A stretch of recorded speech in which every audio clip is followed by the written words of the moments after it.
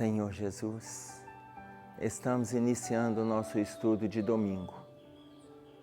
Agradecidos por Tua presença nos nossos corações, agradecidos pela oportunidade que tem colocado no nosso caminho, de revermos aquilo que vem nos ensinando ao longo de 2000 anos e ainda depois, através das orientações dos mentores espirituais, agradecidos por colocar no nosso caminho trabalhos que revitalizam o nosso estado íntimo, que modifica a nossa maneira de atuar, é onde a gente consegue, nas nossas relações, lutar para fazer mudanças necessárias para o nosso aprimoramento espiritual.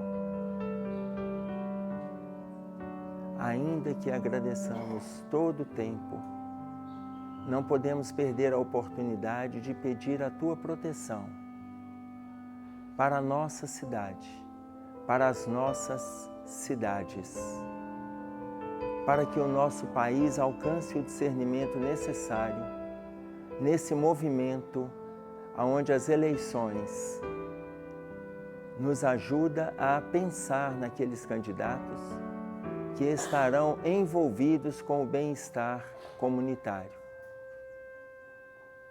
Que o nosso povo possa ter o discernimento necessário, de conformidade com o estado íntimo de cada um, sem dissensões, sem agressões, sem confrontos, para que todos nós saibamos eleger aqueles que se comprometerão verdadeiramente com o bem-estar físico, para que nós possamos, trabalhando juntos, conquistar o bem-estar espiritual. Que a Tua paz esteja conosco, que assim seja.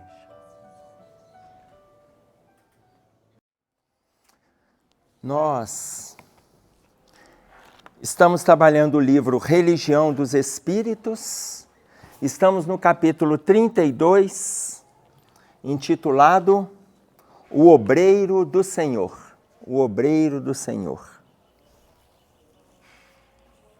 O que é obreiro? Trabalhador. Tranquilo para todo mundo? Ok. Todo mundo é?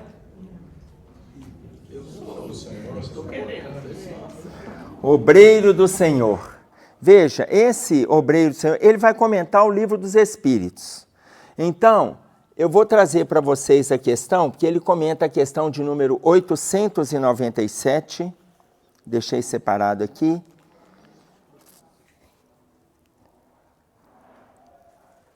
Merece reprovação aquele que faz o bem sem visar a qualquer recompensa na terra? Atenção para a pergunta, tá? Merece reprovação aquele que faz o bem sem visar qualquer recompensa na terra, mas esperando que ele seja levado em conta na outra vida e que lá venha a ser melhor a sua situação? E essa preocupação vai lhe prejudicar o progresso? Em duas perguntas, na 897, ele fez as duas questões. Merece reprovação aquele que faz o bem, ele não espera retorno nenhum na terra, ele não espera retorno, mas ele já fica atento ao plano espiritual. Tá claro? E aí ele coloca, e que lá venha a ser melhor a sua situação. E essa preocupação vai prejudicar o seu progresso? O que vocês acham? Melhor seria se merece a gente reprovação. não precisasse de pedir a Jesus para pontuar lá, né? Melhor seria se a gente não ficasse esperando em troca. Se a gente não pedisse para pontuar o nosso positivo lá no plano espiritual, né? Na verdade, a gente não está pedindo a retribuição aqui, mas sempre o amigo espiritual, você está vendo, né? Está tentando. E a gente vai negociando. Melhor seria se, né? Mas já que ainda estamos na fase de fazer algumas barganhas...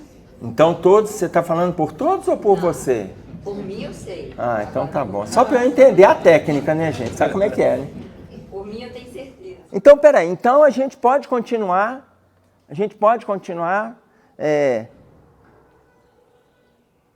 Preocupado em receber de volta. Você faz o bem preocupado na troca. Podemos? Tranquilo? Não. Eu acho que essa tem que fazer caridade. Consciência da lei. Consciência da lei. A gente tem que ter a consciência de como funciona. Saber que é assim que funciona. Ok. Então eu saber já basta, mas lá no fundinho, como que tá para mim? Não, quer dizer, como que tá para cada um? Eu acho que lá no fundinho todo mundo espera. Lá no fundinho a gente espera. Mudou, né? Eu acho até fazer. A maioria é assim? É? Márcia não é assim? Não, como é que eu sou santa? O que foi, Rogério?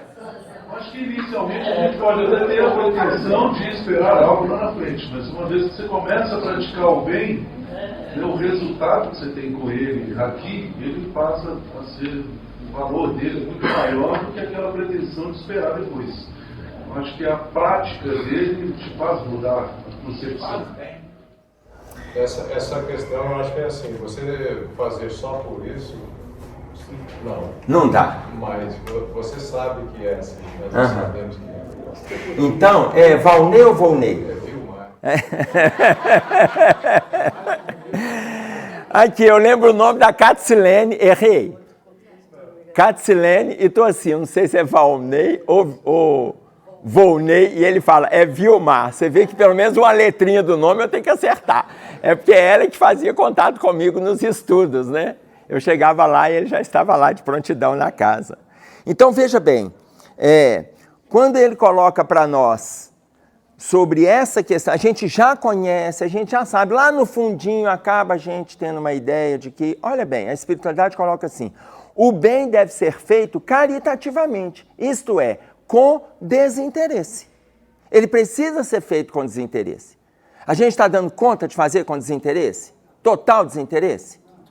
Aí a pergunta A, ainda na 897, tem um comentáriozinho e depois ele vai fazer a pergunta assim, será um mal pensarmos que, praticando o bem, podemos esperar coisa melhor do que o que temos na Terra? É um mal a gente pensar que fazendo bem eu vou encontrar coisa melhor? Não.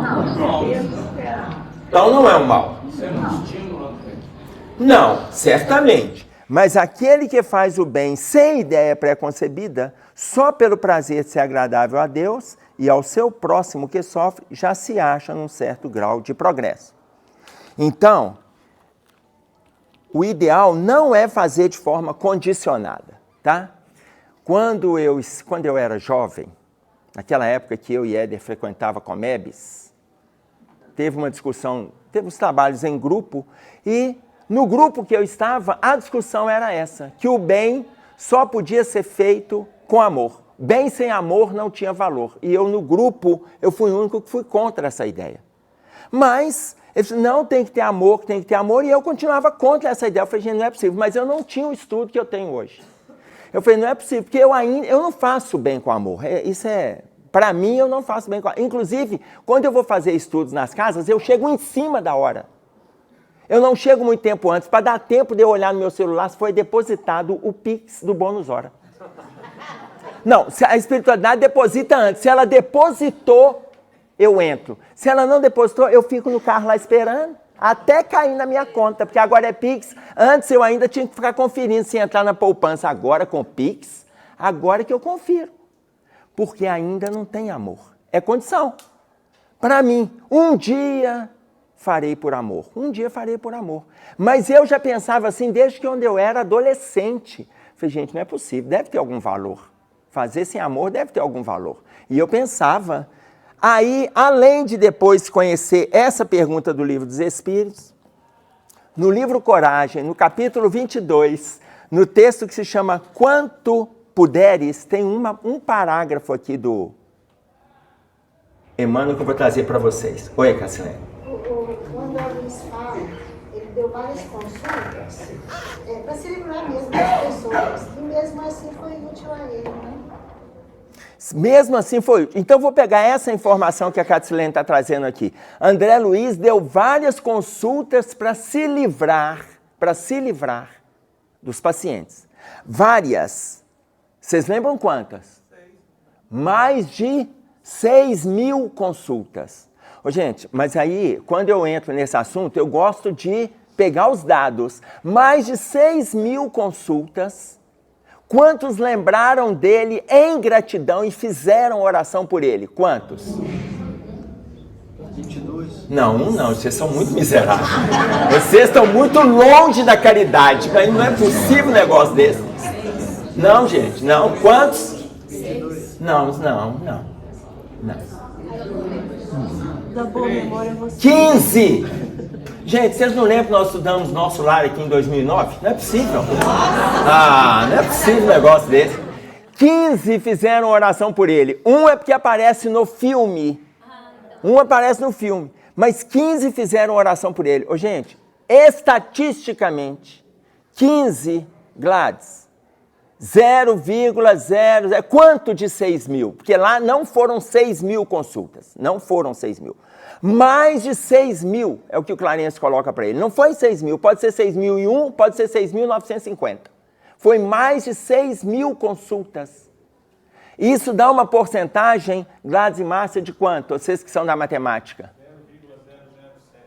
0,00. Não, eu vou até anotar esse inferno. 0,007.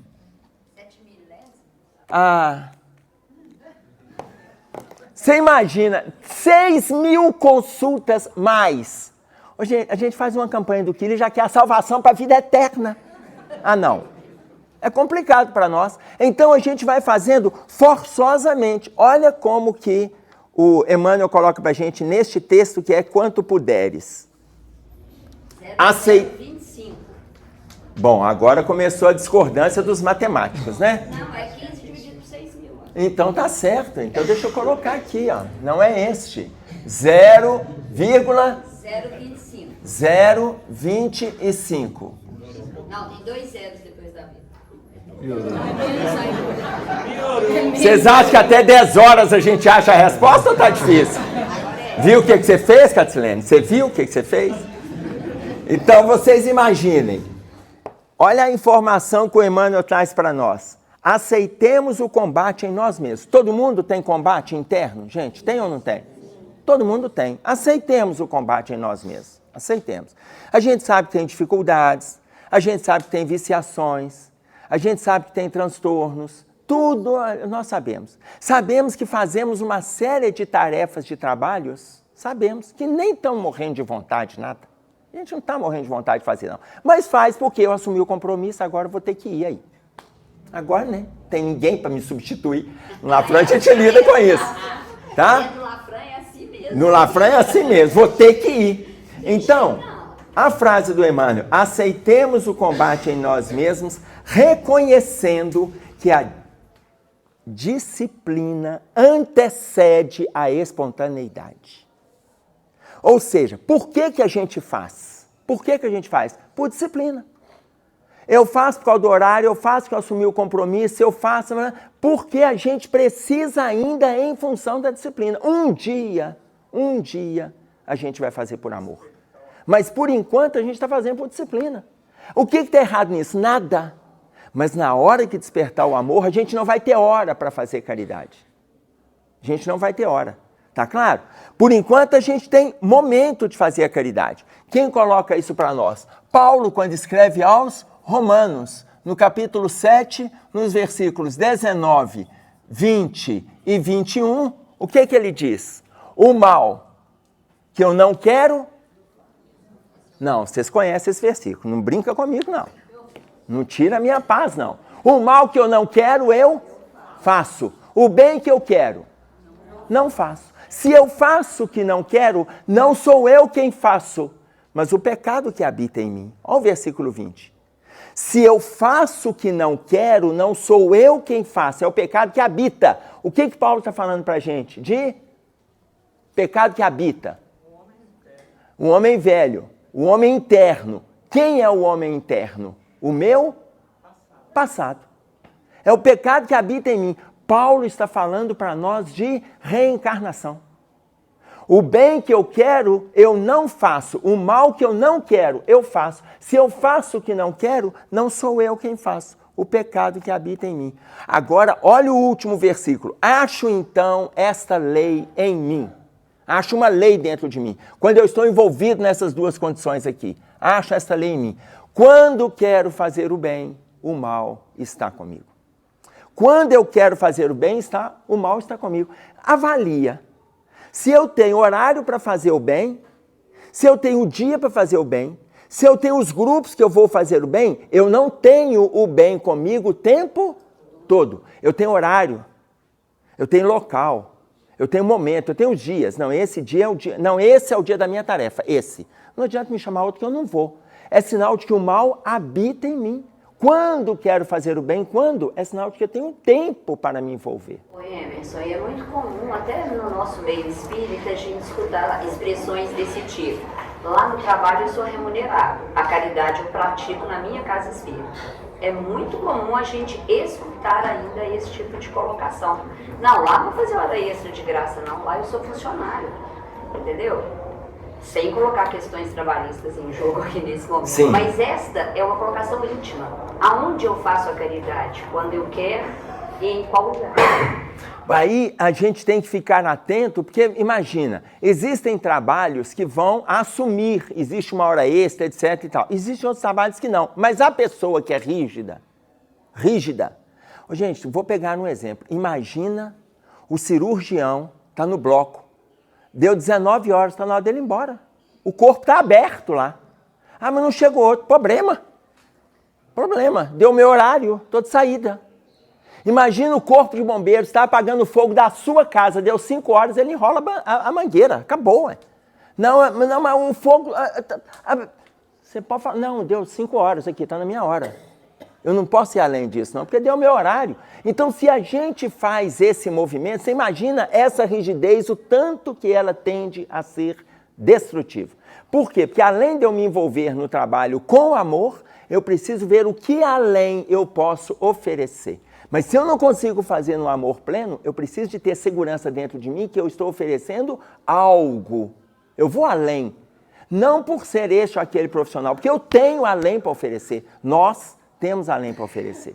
Oi, Rogério. Sou casado 24 horas, então eu já estou praticando bem. Não, senhor. Não, senhor. Não me faça falar sobre o casamento aqui. Não, senhor. Até porque a gente entraria numa outra discussão. Aliás, vai até aparecer aqui.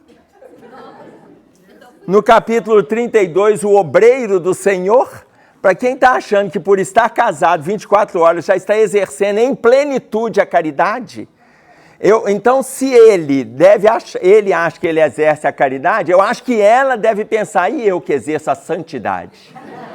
Claro, então cada um vai pensar de um jeito, para a gente evitar a polêmica, né? Oi, filho. Ô, Emerson, pegando os exemplos que foram dados aí, é lógico que a gente sabe que somos perfeitos, né? Mas, por exemplo, tudo bem com uma interseção de tudo, né? Ensinar por aí. E aí, sim, é a disciplina, é a obrigação que você tem no trabalho. Mas muitas vezes a gente vem até também procurar uma casa, né, de reflexão e tudo, por causa do momento da dor, porque a gente se julga às vezes obrigado a estar em contato com isso, né? Agora, aí eu acho que já existe alguma coisa intercedendo nesse meio, entre a disciplina, a obrigação, o pecado imperfeito que mora com a gente, é quando a gente está com amor. Quando eu trabalho, mesmo recebendo, mas se eu estou ali com amor, realmente envolvido com amor, eu acho que já tem algo mais. Sim. Além da disciplina. Quando eu venho para uma casa de oração, seja ela de reflexão, e o amor está ali envolvido, é mais do que a disciplina. Então eu acho tão fantástico essa nossa evolução, e Deus é tão perfeito, porque mostra que em todo momento a gente está evoluindo, não tem jeito. Porque essa centelha de amor está dentro da gente. Sim. E aí Essa colocação que você fez, veja, quem se atentar para o Código Penal da Vida Futura, que está no capítulo 7 do livro Céu e Inferno, são 33 códigos. O 8º código ele vai colocar que Deus leva tudo em conta. Da mesma forma que existem as questões negativas, Deus leva em conta, as questões positivas também Deus leva em conta. Olha a importância do sentimento quando a gente está envolvido, independente do lado obrigatório, o lado legal, que é trabalhar. Esse é o lado obrigatório. Mas com qual sentimento eu vou? Quais as relações que eu fomento? Qual o diálogo que eu tenho? O que eu penso? Isso tudo é levado em conta. Isso está lá no Código Penal. Está claro? Que é exatamente esse ponto. Quer dizer, tem as situações negativas? Tem. Mas a gente tem o positivo para se envolver. Tudo bem? O obreiro do Senhor. Cada criatura mora espiritualmente na seara a que se afeiçoa. É assim que, se o justo arrecada prêmios de retidão, o delinquente em qualquer parte recolhe os frutos do crime. Cada criatura mora espiritualmente na seara que se afeiçoa. Qual seara que a gente se afeiçoa?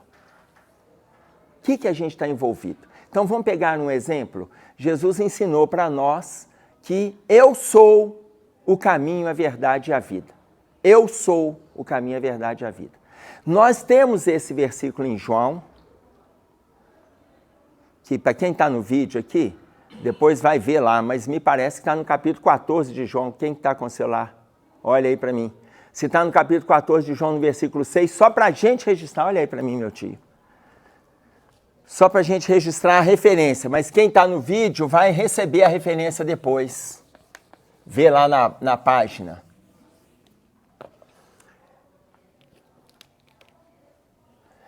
Quando Jesus coloca para nós, eu sou o caminho, a verdade e a vida, fica parecendo que eu tenho que passar pelo Cristo. Eu tenho. É João 14. 14? 6. Então isso mesmo. 14, 6. Em João. Então imaginem. Mas tem pessoas que não acreditam em Jesus. Qual o problema de não acreditar em Jesus? Qual é o problema? Zero. Não tem problema nenhum não acreditar em Jesus, gente. Acredite se quiser. Se não quiser, não acredita. Tá claro? Se não quiser, não acredita. Que mal que tem não acreditar nele? Nenhum. Nós temos seitas que não acreditam em Jesus. E tá tudo bem não acreditar. Mas eles acreditam em Deus. Eles não são cristãos, mas eles são deístas. E isso é importante. Por quê? O que é mais profundo? É fazer o bem. Mais profundo é fazer o bem. Se a pessoa se disponibiliza a fazer o bem, ele é um deísta, ele acredita que haja Deus. Outro exemplo, vocês já ouviram falar na igreja do espaguete voador? Sabe o que é o espaguete? Lá tem, você tem espaguete lá na piscina? Tem? Alguém tem espaguete em casa aí? Não é macarrão não, hein? Tem espaguete lá? Então você imagina, tem uma igreja que chama a Igreja do Espaguete Voador. Tá? Quem criou? Isso foi um grupo, se eu não me engano, é da Pensilvânia. Depois vocês pesquisam lá a Igreja do Espaguete Voador.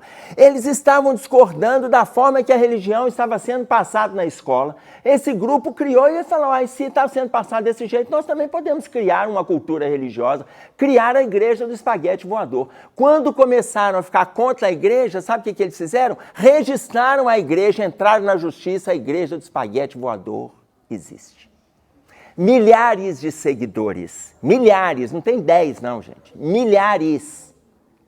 Tem nos Estados Unidos, no mundo tem, está chegando aqui no Brasil. Daqui a pouco vocês vão ver umas pessoas andando de espaguete no pescoço, na cintura, tá?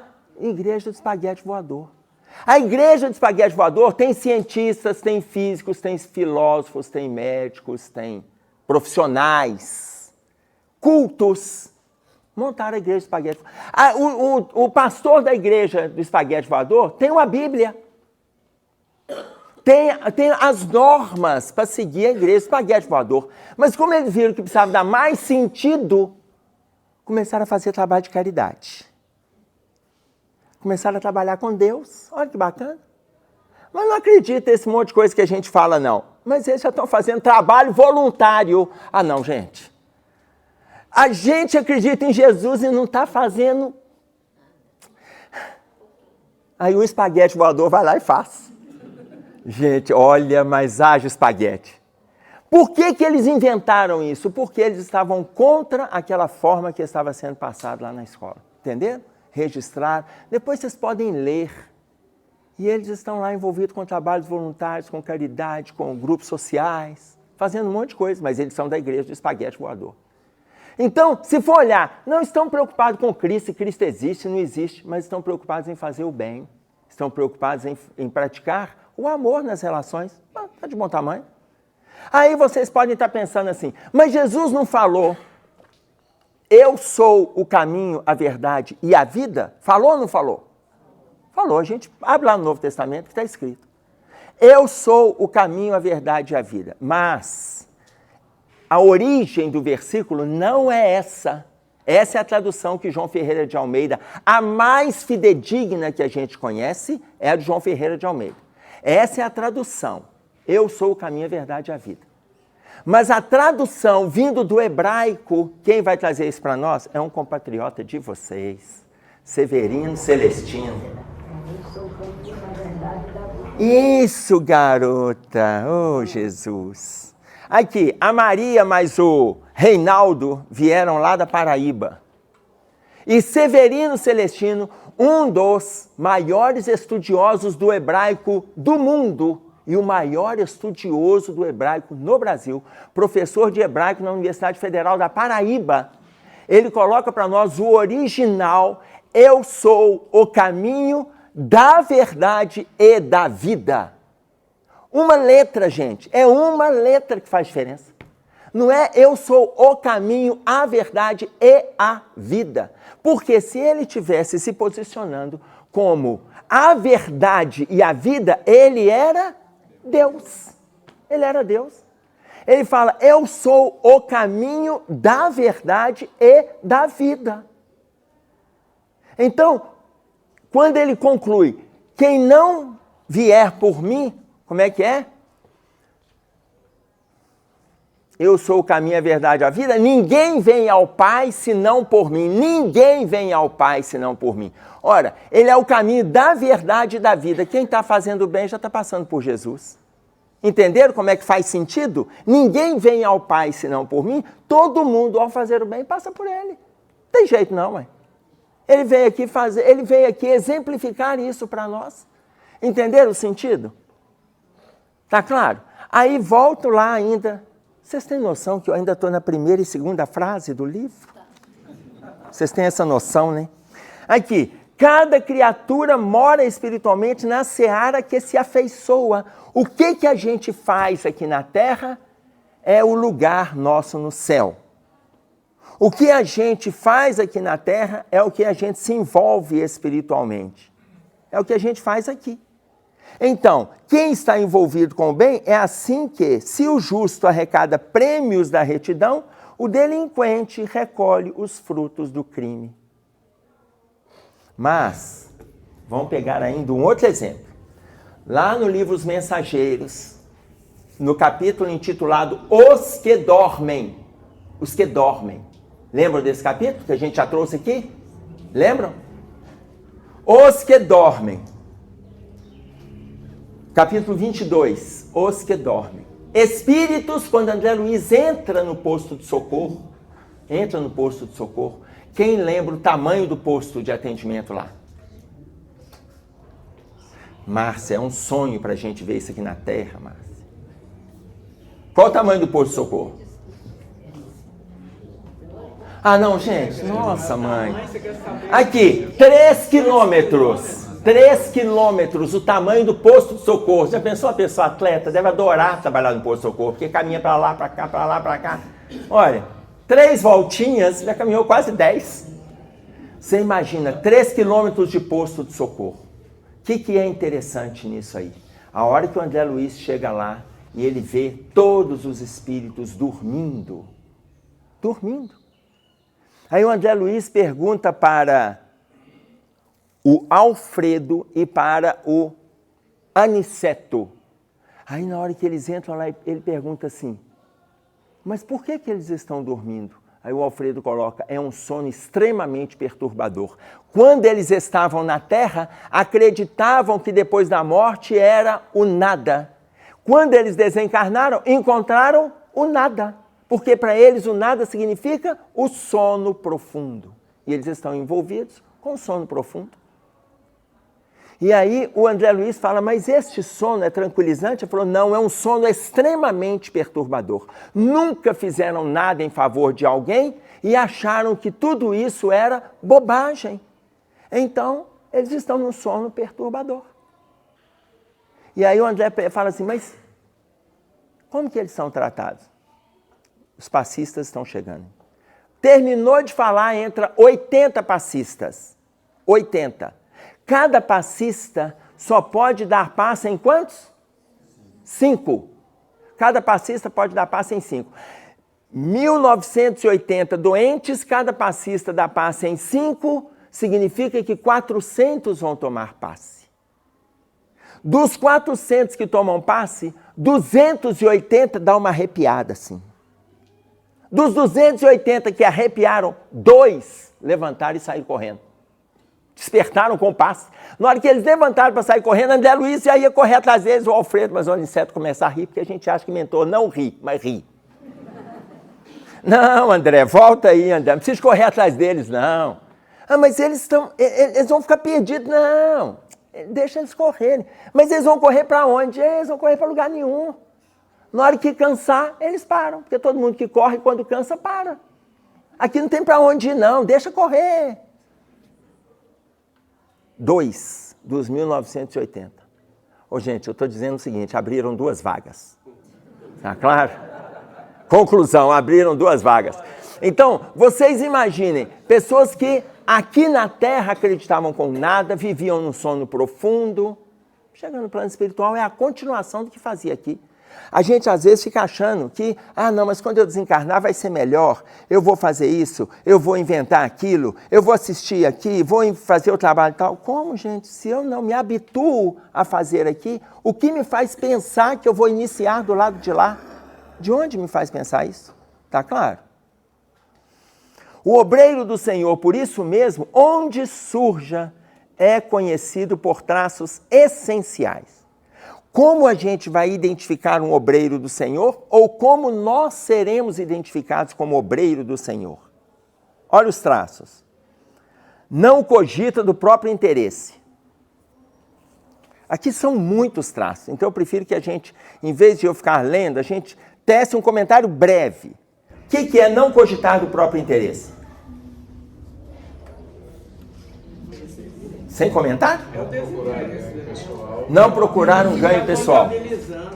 Não contabilizar aquilo que faz. Pois é, olha, na primeira frase, vocês viram o exemplo que eu dei no início? Eu estou fora. Por quê? Porque eu já contabilizo. Se na primeira frase não cogita do próprio interesse, eu já estou interessado. O meu já olha lá, se depositou o bônus hora. Então, ok, está claro para mim que não dá para ser obreiro do Senhor. Não exige cooperação para fazer o bem. Não exige cooperação para fazer o bem. O que é isso? Não espera o outro para fazer caridade. Simplesmente vai lá e faz. Não cria problemas. Não, gente. Esse aí tá difícil. Eu me encaixei no primeiro. Eu espero que ninguém tenha se encaixado nesse. Não cria problema. Quando a gente fala não cria problema, nem no conjugal, nem no afetivo, nem no social, nem no espiritual. Não cria problemas, tá? Você é coparticipante das soluções. Você é coparticipante. O que é o coparticipante das soluções? Na nossa vida, a gente pode ter, para nos conduzir, raiz ou âncora. Cada um escolhe um instrumento que quiser. Tem pessoas que escolhem a âncora e estão fincadas no solo. Porque a âncora finca, a âncora te deixa ali, te aprisiona. E a raiz te vitaliza para você se relacionar, para você conviver, para você acolher. A raiz te vitaliza. Então, se não é para criar problema, eu já não posso ser âncora. Eu tenho que ser raiz. Porque o tempo todo vitalizado para estar levando alguma coisa para alguém. Esse movimento tem que ser nosso. E não a gente começar a criar problema no contexto que a gente está inserido. Não arma ciladas. Não, a anterior. Não cobra tributo de gratidão. Não, a anterior. Não suspeita mal. Eu estava querendo pular, mas não teve jeito. Não suspeita mal. O que é suspeitar mal, gente? Nossa eterna desconfiança. Né? Nossa eterna desconfiança. Aqui.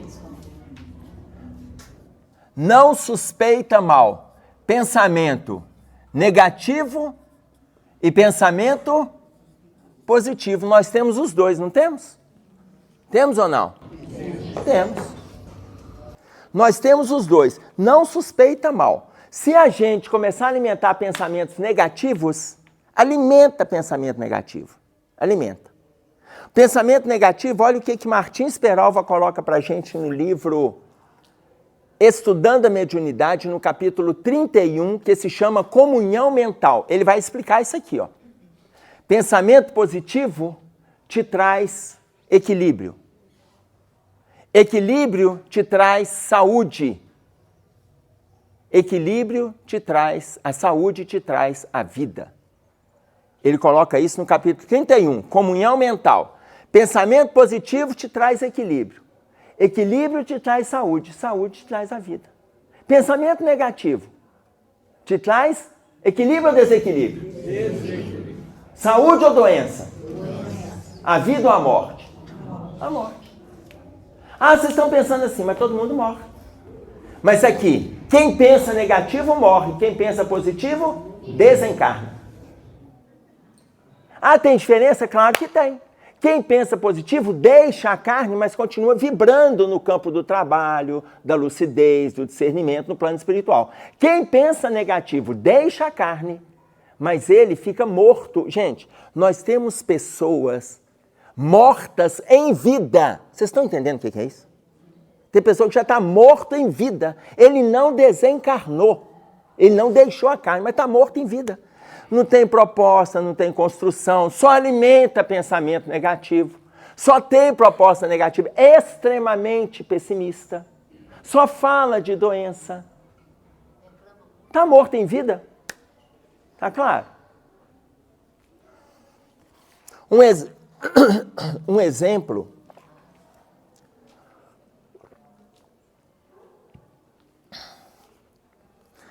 Um amigo que eu já citei para vocês há mais tempo, quando ele estava com uma amiga descendo do ambiente de trabalho lá do Alto da Afonso Pena, e ela só falava de doença. Lembram desse exemplo? Alguns lembram. Só falava de doença. E aí ele pensava assim, eu tenho que mudar a linha de raciocínio dela. Ela só fala de doença. Eu tenho que mudar, meu Deus. Me dá uma inspiração aqui.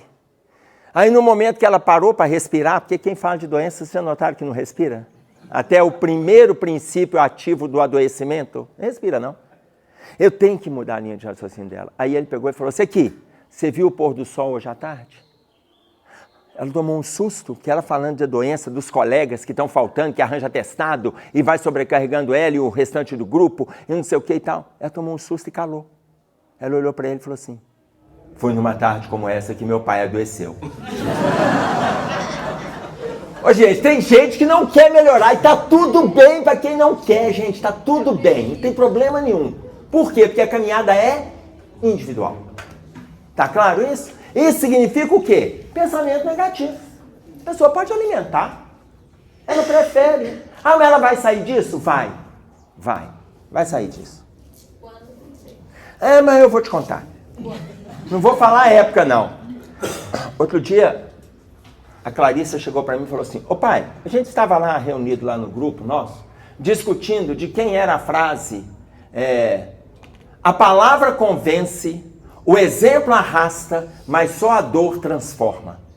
Ô pai, a gente estava lá discutindo se era Joana de Ângeles, se era André Luiz, quem foi que falou? Aí eles falaram assim, pergunta seu pai, que seu pai sabe de onde que é. A palavra convence, o exemplo arrasta, mas só a dor transforma. Ô pai, mas eles já escutaram você falar isso.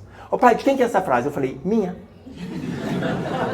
Tem nada de Joana de Ângeles, tem nada de André Luiz, tem nada de ninguém. A palavra convence, o exemplo arrasta e só a dor transforma. É a ordem natural, gente. Não estou inventando nada de novo. Isso é a ordem natural que está aí. Tá claro? Por quê? A gente espera a dor chegar para fazer os movimentos evolutivos, movimentos de melhora. A gente está aqui na Terra hoje por causa da dor. Não era para nós estarmos aqui. Não era. Pelo tanto que a gente já conhece, era para a gente já ter feito movimento de mudança há séculos. A gente está aqui. Por quê? Porque a gente também fez movimentos extremamente destrutivos. E agora chegou um movimento de dor. E outra coisa, ainda vou dizer para vocês, se tem gente achando que não tem nada para sofrer, que vai ter um movimento pleno na Terra, olha, alguma coisa está errada no caminho. Está errado no caminho, porque se Jesus falou, a porta é estreita, enquanto a porta não estreitar, é porque o trem está preto para o seu lado. Está largo demais. Que ele fala que largue a porta da perdição. Tá claro? Então, se Jesus coloca isso para nós, e a gente ainda está achando que está tudo muito fácil, é porque nós não estamos fazendo a caminhada correta, não. Tá certo?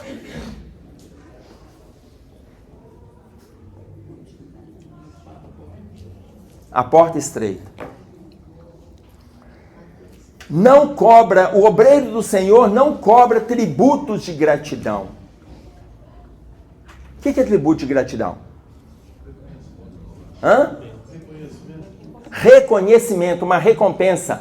O obreiro do Senhor não arma ciladas. O que é armar cilada?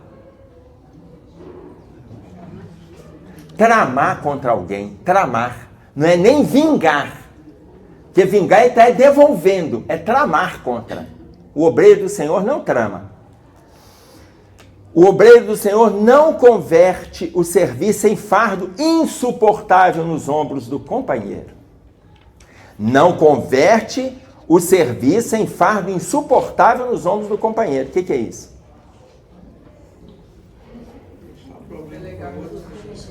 Delegar para o outro. Isso também está lá no Evangelho segundo o Espiritismo, capítulo 17, né? Quando você é líder e quando você é subalterno. No capítulo 17, está lá no capítulo 17, sede perfeitos, ele vai falar, e ainda vai falar ali sobre o homem de bem, que normalmente, é muito bacana a leitura do homem de bem, mas no final a gente está deprimido. Mas ela é muito rica, mas que no final a gente se deprime, tá claro? Mas é muito rica para a gente saber qual é a nossa meta lá na frente, né? Agora, já que você lembrou do Evangelho, imaginem vocês, lá no próprio Evangelho, no capítulo 20, que são os trabalhadores da última hora, o item 4,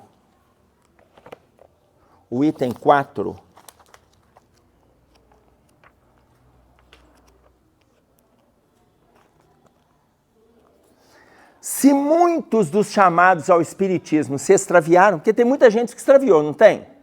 Tem ou não? Isso hoje, imagina a época de Kardec. Hoje a gente já tem certeza, a pandemia fez muitos se afastarem. Se muitos dos chamados ao Espiritismo se extraviaram, qual sinal se reconhece aqueles que estão no bom caminho? Qual sinal que a gente reconhece os que estão no bom caminho? Está no item 4 do capítulo Os Trabalhadores da Última Hora, capítulo 20. Qual o sinal que a gente reconhece quem está no bom caminho?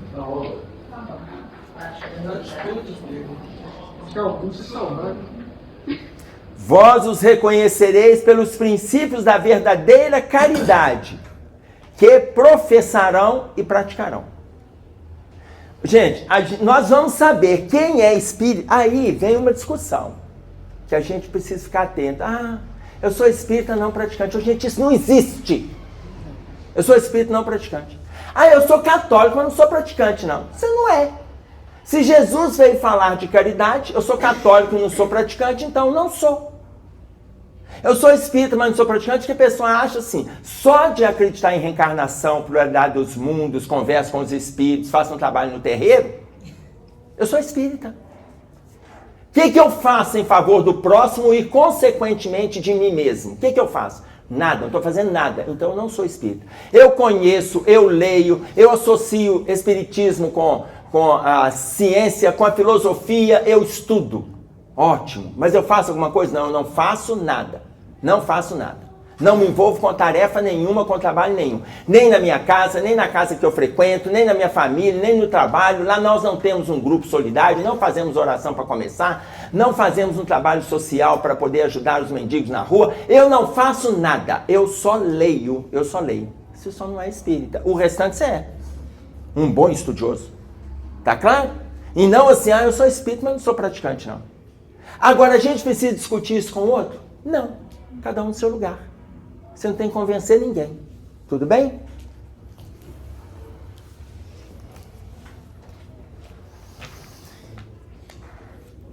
O obreiro do Senhor não transforma a verdade em lâmina de fogo no peito do semelhante.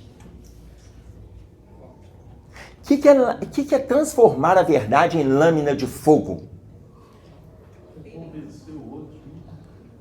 Forçar o outro. Forçar, convencer, o que mais?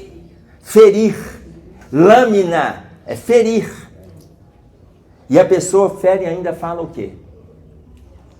Eu sou sincero. Gente, isso tem nada a ver com sinceridade? Ferir o outro não tem nada a ver com sinceridade. A palavra sinceridade, ela tem uma origem. A origem dela, latina, do grego, é sinceridade, vem de sem cera. Sem cera. Os romanos usavam a cera para poder fechar as trincas dos vasos e das esculturas que seriam vendidas, comercializadas. Eles já passavam a cerinha lá para poder disfarçar. Da palavra sem, das duas palavrinhas sem cera, surgiu a palavra sincera. Por quê? Porque estar sem cera significa que aquele vaso, aquela escultura era genuína, era original. Quando a gente está sendo sincero, a gente está sendo original, genuíno. Então, tem gente que é agressiva e fala assim, não, porque eu sou sincero mesmo. Eu sou sincero, comigo é na lata. Lata de quê? Lata de ervilha? Lata de refrigerante? Que comigo é na lata? Mas a pessoa confunde, a própria terminologia não tem nada a ver uma coisa com a outra. Tem pessoas que são agressivas e usam as suas falas como lâmina, porque sai retalhando. Tá claro? Mas não, o obreiro do Senhor não reclama santidade nos outros para ser útil. Só um minutinho. Oi, filha. Não reclama santidade para ser útil. O que é reclamar santidade para ser útil? Eu só ajudo se eu ver que ele está fazendo alguma coisa. O outro também tem que ser bom. A gente cria condição para ajudar alguém. A gente cria. Então, se o outro não criticar, se o outro, né, se só faz naquele local, se ninguém falar que você está errado, né, te cobrar alguma coisa. Se ninguém me cobrar. O obreiro do Senhor não fiscaliza o vintém que dá. Fiscalizar o vintém. Entendeu a moeda? Você tem que esperar que ele faça o que a gente quer. Faça aquilo que a gente quer. Eu não vou dar não, sabe por quê? Ele vai beber todas. Mas você resolveu comprar um prato de comida, dá o direito a ele de comprar o prato de comida. Agora, eu não gosto de dar o dinheiro. Então, um exemplo meu, eu não gosto de dar o dinheiro, não gosto. Mas, se não tem outra alternativa, é comum eu ter no porta-luva do meu carro, eu ter cereal. Cereal. Deixo lá. Quando o menino bate, gente, tem menino que nega também, tá? Não é porque é cereal, não. Mas nega. Um dia eu estava vindo do consultório lá de Contagem e eu tinha levado um lanche, mas não tinha comido a maçã. E a maçã estava lá no porta-luva. E eu vim embora. Quando o menino, no sinal, me parou e pediu alguma coisa, eu fui dar a maçã. Ele falou assim, maçã eu não quero não. Eu falei, então tá, eu vou comer. Comi minha maçã. Ué, ele não quis. Eu lá com a maçã limpinha, higienizada, pronta para oferecer para uma boca que não quis, veio para a minha. Então, eu tenho lá um cereal. Entrou alguém comigo no carro, falou, não, estou com uma fome. Vai para o porta-luva, aí tem um cereal aí. Pronto, por quê? Quando eu estou na estrada, eu como cereal. Alguém me pede, eu dou o cereal. Então, eu não gosto de ficar dando dinheiro. Porém, aquele menino que vem vendendo alguma coisa, vende o amendoim, olha, na minha cabeça, gente, eu não estou salvando o menino. R$1, 50 centavos, a gente nem está salvando o menino e nem está ficando pobre, tá claro? Mas para eles faz muita diferença, faz muita diferença. Então se a gente puder fazer, faz. Se ele vier com uma água lá, lembram o exemplo que eu dei? O menino vem com a gente já fica dentro do carro assim. Ainda faz bico, faz assim, gente, deixa o menino lavar o vidro do seu carro lá, joga água, não tem problema nenhum. Depois você vai lá e vai tirar uma... Isso para ele é trabalho.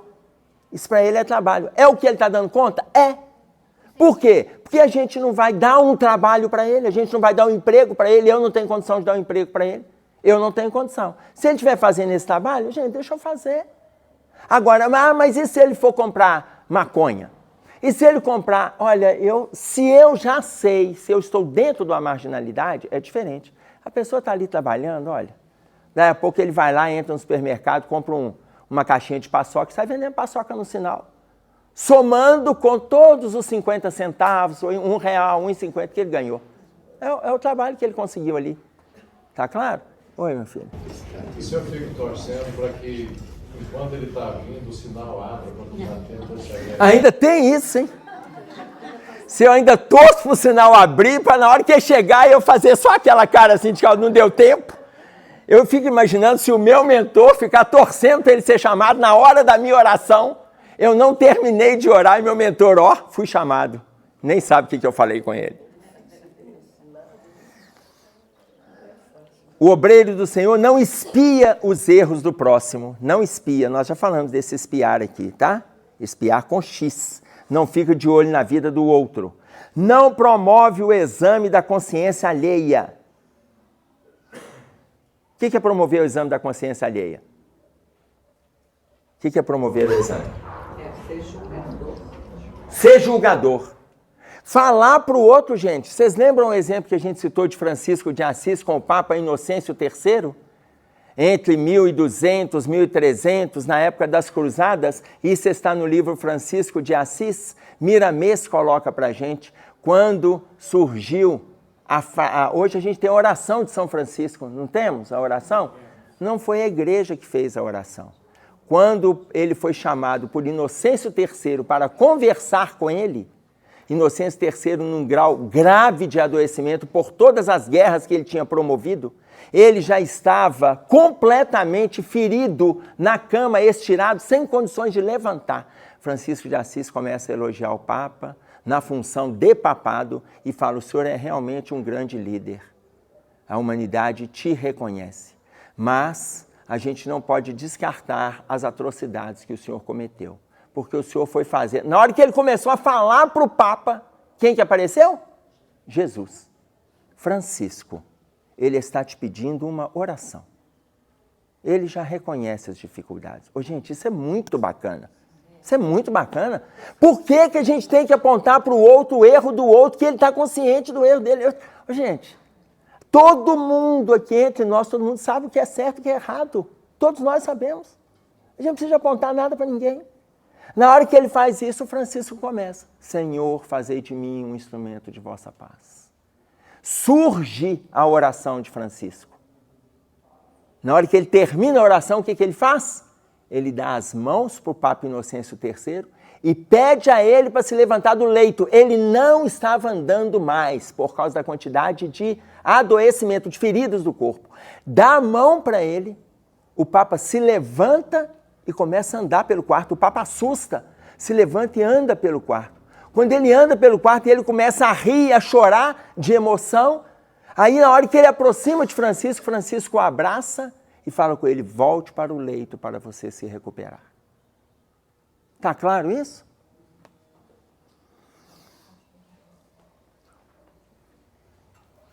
O obreiro do Senhor não se cansa de auxiliar. Aqui, nós temos que parar de fugir de trabalho por cansaço. Mas eu estou cansado. Não. Parar de fugir de trabalho por cansaço. Você pode fugir por outros motivos. Você tem um compromisso, você está com dores, você está indo para o médico, mas só ficar reclamando de cansaço. Aqui, você está cansado. Aí senta no sofá, vai ligar o celular e vê TikTok. Ah, não, gente, que inferno é esse? Tá claro? Então, outro dia uma pessoa chegou para mim e falou assim, Emerson, eu cheguei aqui no supermercado, cheguei, me abraçou, Emerson, vem cá, você é meu amigo do TikTok. Eu falei, oi? Eu sou o quê? Você é meu amigo do TikTok. O gerente do supermercado, ele fica vendo TikTok. E ele traz um bate-papo muito saudável. E ele vai colocando um monte de coisa, tem coisas úteis que ele vê, coisas que não é útil, ele passa por cima daquilo. De repente aparece o Emerson Pedersoli no TikTok dele. Aí ele chegou para outra gerente e falou assim, olha quem está no TikTok. Aí na hora que eu entrei no supermercado, Emerson, vem cá, meu amigo do TikTok. Aqueles picados de palestra que alguém coloca, eu não sei como é que se faz isso. Alguém fez lá e colocou e aparece, fica lá um tempo, depois desaparece, não sei o que acontece com aquilo não. Tá certo? Então a pessoa se diz cansada, ela está cansada, mas ela não cansa de ficar ali na rede social. Ela não cansa, gente. Ué, mas se ela está cansada, faz alguma coisa edificante que descanse. Seja uma leitura, um bate-papo com amigos, uma meditação, faz alguma coisa que a descanse. Não faz greve por notar-se desatendido.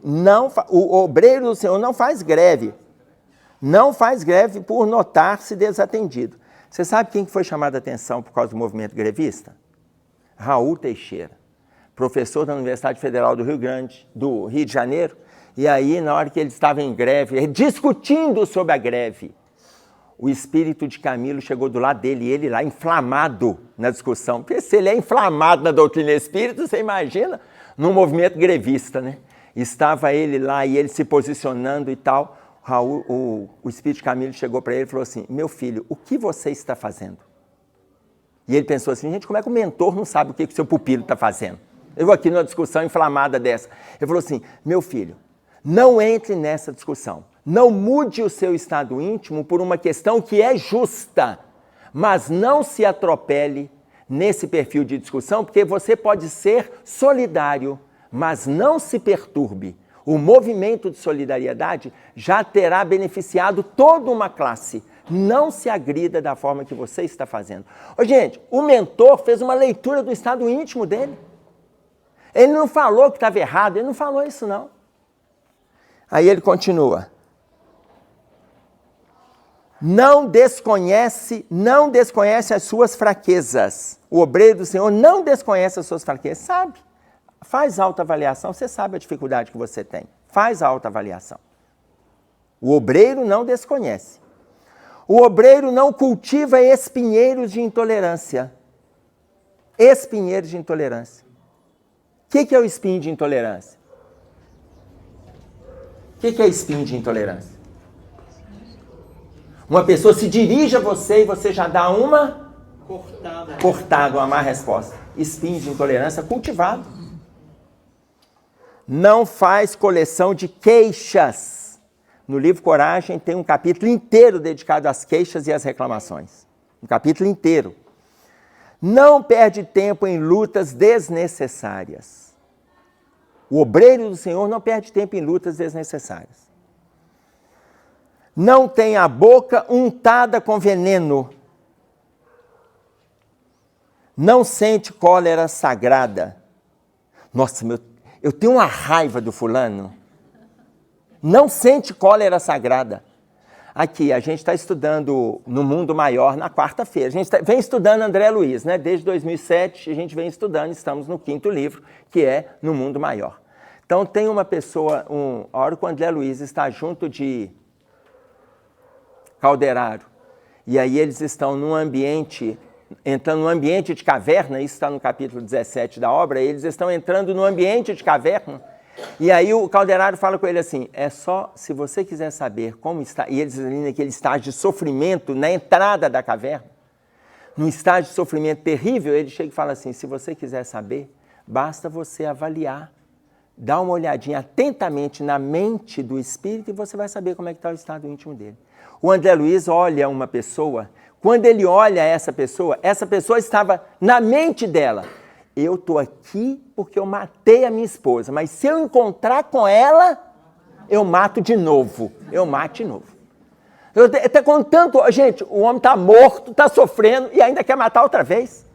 Então, quando ele fala, o obreiro do Senhor não perde tempo e lutas desnecessárias e não tem a boca untada com veneno, olha, antecede o quê? Não sente cólera sagrada. Não ergue monumentos ao derrotismo. O que é erguer monumento ao derrotismo? Ser pessimista. Ser pessimista. Ah, comigo tem jeito não. Ah, isso aí eu não dou conta não. Dá não. Tudo que eu faço dá errado. Tudo que eu faço dá errado. E eu fico olhando, pessoal, vizinhança, meus vizinhos estão ali. Aí eu fico olhando, tudo dá certo, comigo dá tudo errado. É o pessimismo, erguendo monumento ao pessimismo. Tá claro? Nada contra o pessimismo, gente. Eu já falei com vocês que a gente precisa de pelo menos um pessimista no grupo. Gente, mais é intolerável. Um pessimista, porque o pessimista te dá o norte do caminho certo. A hora que você vem com um programa, todo mundo otimista, o pessimista fala assim, não vai dar certo não. Quando ele fala que não vai dar certo, ele começa a apontar os erros. Olha como é que o pessimista é importante. Ele vai apontando e você, louvavelmente, agradece. Tá claro? Mas só pode ter um. Vocês vão lembrar da Diana Hard. Ó vida. O que mais? Não, vocês têm que lembrar de tudo. Ó vida, ó céus, ó azar. Ó azar. Lembrar do desenho animado? É bom saber, porque vocês lembrando estão todos na minha geração. O obreiro do Senhor não se impacienta, não se exibe, não acusa, não critica e não se ensoberbece. Entretanto, frequentemente aparece na seara divina quem condena os outros e iluda a si mesmo, supondo-se na posse da imaginária dominação. Tem gente que se acha na posse. Eu tenho uma amiga que ela fala assim, mas tem gente que é mais ainda. Eu falei, como? Ela falou, tem gente que se é. Eu falei, misericórdia. Então, o obreiro do Senhor, para fechar, todavia, encarnado ou desencarnado, em qualquer senda da educação e em qualquer campo religioso, segue à frente, ajudando e compreendendo, perdoando e servindo para cumprir-lhe em tudo a sacrossanta vontade. Meninos, nosso tempo já acabou. Há um tempo. Nós vamos encerrar.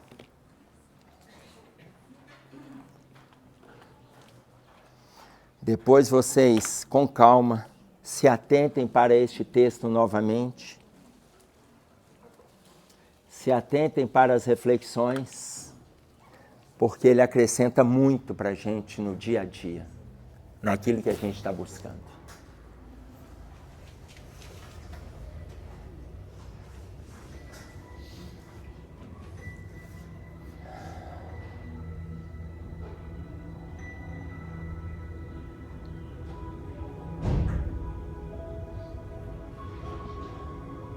Pai nosso que estás nos céus, santificado seja o teu nome. Venha a nós o teu reino, seja feita a tua vontade, assim na terra como no céu. O pão nosso de cada dia nos dai hoje. Perdoe as nossas dívidas, assim como nós perdoamos os nossos devedores. Não nos deixeis cair em tentações, mas livra-nos do mal, porque teu é o reino, o poder e a glória para todos sempre. Com esta prece, Senhor, estamos encerrando nosso estudo desta manhã de domingo. Fique conosco, que assim seja.